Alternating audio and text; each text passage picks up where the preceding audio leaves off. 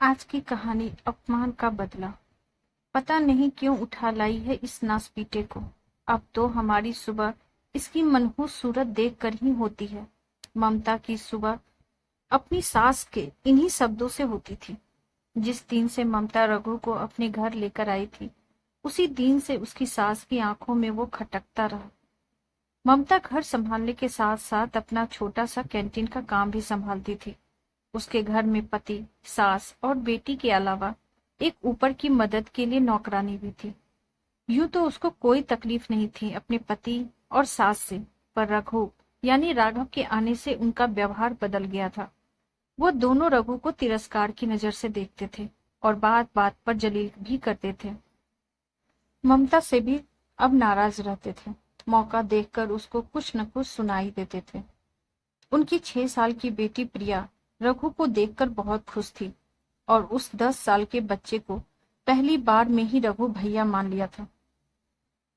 रघु उसी दिन से उसको छोटी बहन की तरह प्यार करता और उसका बहुत ध्यान रखता था। प्रिया और रघु साथ में पढ़ते थे, खेलते थे। खेलने में कभी कोई बात हो जाए तो रघु प्रिया को प्यार से समझाता था, जबकि प्रिया अपने छोटे होने का फायदा उठाकर उससे लड़ाई भी कर लेती थी। प्रिया का रघु की तरफ प्यार और सम्मान देखकर दादी और पिता को बहुत बुरा लगता। उन्होंने उसको रघु के खिलाफ भड़काना शुरू किया और उस मासूम बच्ची का मन रघु के खिलाफ होने लगा। वो हर बात पर उसका अपमान करती। ममता उसको प्यार से अकेले में समझाती तो वह थोड़ा बहुत तो समझ जाती थी, लेकिन माँ की व्यस्तता पर पिता और दादी की सोच भारी पड़ गई। रघु उसका ध्यान रखने की जितनी कोशिश करता, प्रिया के अपमान के शब्द उतने ही कड़वे होते जाते। बचपन में रक्षाबंधन पर वो रघु के लिए राखी लाती थी और मेरा भैया कहकर रघु की कलाई पर बांधकर मिठाई खिलाती थी। रघु भी उसको आइसक्रीम खिलाने ले जाता और कोई उसकी मनपसंद का तोहफा दिलाता। अब वही प्रिया अपनी माँ के जोर देने पर रघु को राखी बांधती और चली जाती। रघु, जिसका असली नाम राघव था, ममता की बचपन की सहेली किरण का बेटा था। किरण के पति फौज में थे और दुश्मनों के हाथों देश के लिए शहीद हुए थे। किरण ने अकेले राघव को बड़ा करा था। रघु बेचारे की किस्मत में माँ बाप का प्यार शायद नहीं था। एक दिन किरण बाजार से सब्जी ला रही थी तो एक कार ने उसे टक्कर मार दी। अस्पताल में किरण ने ममता को बुलाया और उससे वादा लिया कि वो उसके बेटे का ध्यान रखेगी। ममता के हाथ में अपने 10 साल के राघव को छोड़कर किरण ने अपनी अंतिम सांस ली। जब ममता रघु को घर लेकर आई, तभी उसकी सास ने कहा था, मनहूस है यह लड़का, माँ बाप दोनों को खा लिए, अब क्या अपना घर बर्बाद करने के लिए लाई हो? कोई जरूरत नहीं इसको यहाँ रखने की, छोड़ आओ इसको किसी अनाथ आश्रम में। ममता के पति भी नाराज हुए थे। उसने उन लोगों से कुछ नहीं कहा और रघु को अपने बेटे की तरह पालने लगे।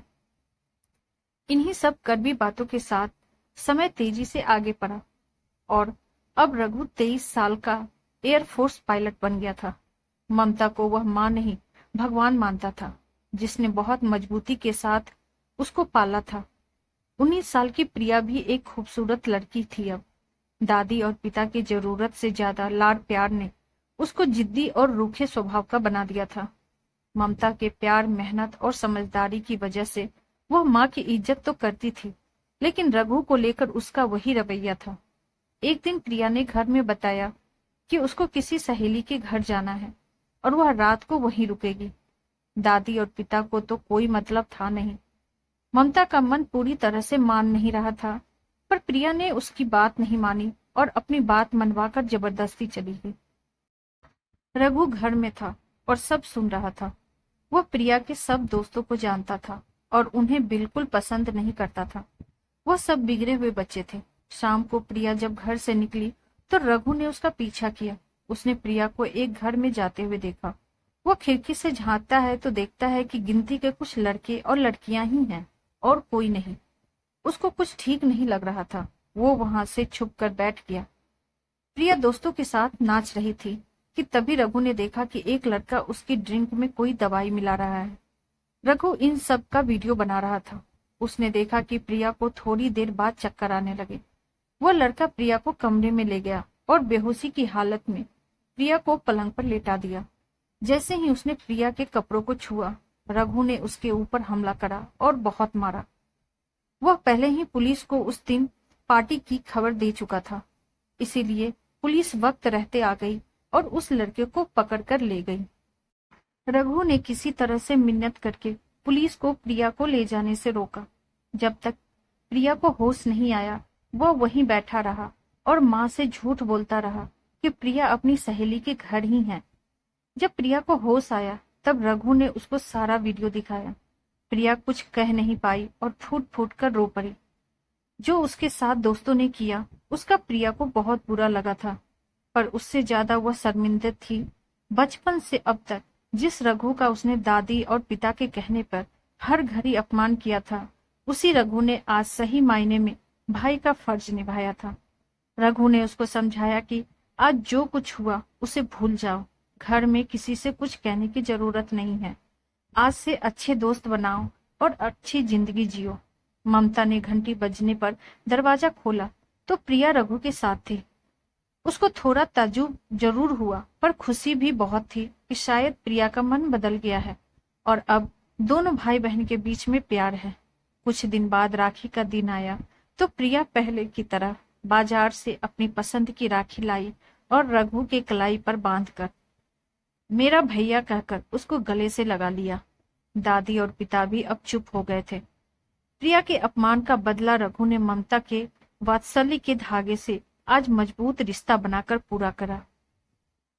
आपको ये कहानी कैसी लगी कमेंट करके जरूर बताएं। Thank you.